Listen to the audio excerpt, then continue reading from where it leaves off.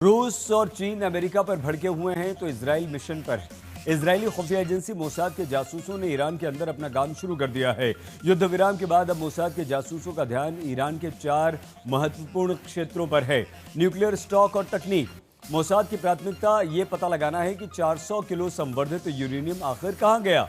वो फोडो, नतांज और इस्फहान जैसी परमाणु साइट्स की क्षति का भी मूल्यांकन कर रहा है और ये जानने का प्रयास भी कर रहा है कि ईरान अपने परमाणु कार्यक्रम को कितनी तेजी से फिर से खड़ा कर सकता है। दूसरा, आईआरजीसी की कमान और हथियार, मतलब जनरल इस्माइल कानी के जिंदा बचने के बाद अब मोसाद ईरान की आईआरजीसी कुद्स फोर्स की नई लीडरशिप को समझने में लगा हुआ है। तीसरा, जासूसी नेटवर्क और काउंटर इंटेलिजेंस, मतलब मोसाद ईरान में अपने नेटवर्क को बनाए रखने और विस्तार देने का प्रयास कर रहा है, विशेषकर ऐसे समय में जब तेहरान में मोसाद एजेंट्स की गिरफ्तारी हुई है। मोसाद की चिंता अपने संपर्कों को सुरक्षित रखने की भी है और इस उद्देश्य से वो ईरान में एक्शन कर रही एजेंसियों की जानकारी भी जुटा रहा है।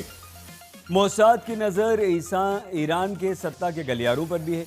राष्ट्रपति कार्यालय से लेकर सुरक्षा परिषद तक कौन निर्णय ले रहा है, कौन से निर्णय रणनीतिक हैं और अमेरिका इजराइल हमलों के जवाब में ईरान की भविष्य की नीति क्या होगी, इस पर भी इजराइल गहन निगरानी रख रहा है।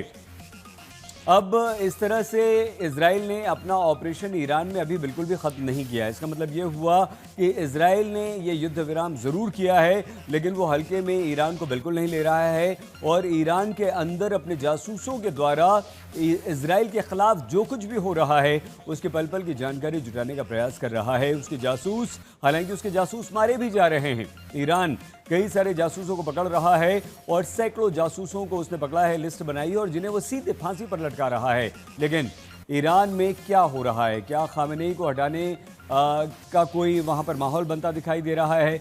ईरान में क्या खामेनेई ही सत्ता चला रहे हैं?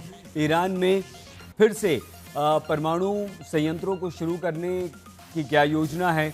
भविष्य में वो क्या योजना पर काम कर रहा है? तो क्या फिर से परमाणु बम बनाने की दिशा में ईरान आगे बढ़ेगा, खड़ा होगा? भविष्य में उसकी नीति क्या है? जो निर्णय सरकारी और जो निर्णय राजनीतिक तौर पर लिए जा रहे हैं उससे इजराइल को कोई नुकसान तो नहीं होगा?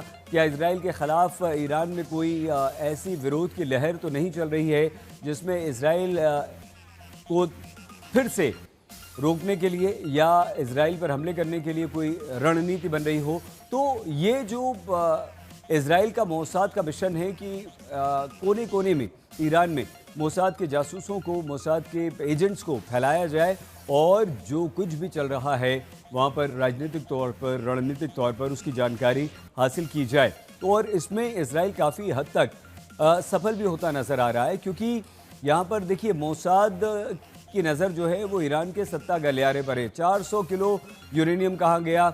इस्लामिक रिवोल्यूशनरी ग्रुप की नई कमान कौन संभालेगा? क्या क्या हो सकता है उसमें? कौन है, कौन सा वो ऐसा नेता है जो अब ऐसा कर रहा है? काउंटर इंटेलिजेंस को लेकर भी इजराइल बहुत ज़्यादा सतर्क यहाँ पर नज़र आ रहा है। मोसाद ईरान में अपने नेटवर्क को बनाए रखने और साथ साथ न सिर्फ बनाए रखने बल्कि वो न सिर्फ जासूसों को बचा रहा है बल्कि नेटवर्क को फैला रहा है, मतलब विस्तार देने का प्रयास भी कर रहा है, विशेषकर ऐसे समय में जब तेहरान को मोसाद एजेंटों की गिरफ्तारी करने में सफलता हासिल हुई है।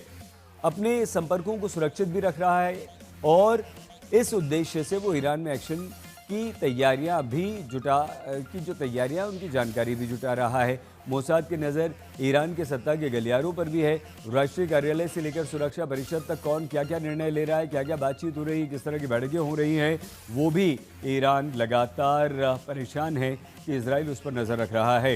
हालांकि मोसाद के जासूस ये काम ईरान में कर रहे हैं।